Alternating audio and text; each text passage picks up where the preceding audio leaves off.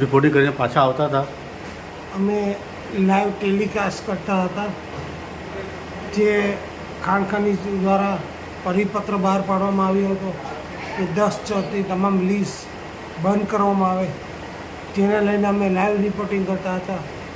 ત્યારબાદ અમે લાઈવ બંધ કરીને બહાર નીકળતા હતા ત્યારે લીઝ ધારકો અને એમના માણસો આશરે 20થી 25 લોકોએ મને અને મારા કેમેરામેનને લાકડી વડે માર્યા તથા મોબાઈલ તોડી નાખ્યા, બધું ડિલીટ કરાવડાવ્યું.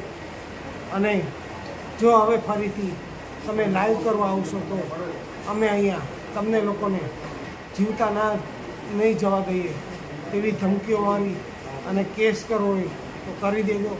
સાથે જ અમારી સાથે બળજબરીપૂર્વક વિડીયો બનાવડાયો છે, જેમાં એ લોકો દ્વારા એવું કહેવામાં આવે છે કે તમે એવું બોલો કે અમે પૈસા માગવા આવ્યા હતા, અને સરપંચ નીતિન ઠક્કરના કહેવાથી આ કરવામાં આવ્યું એવું બળજબરીથી અમને બોલાવવામાં આવ્યું છે.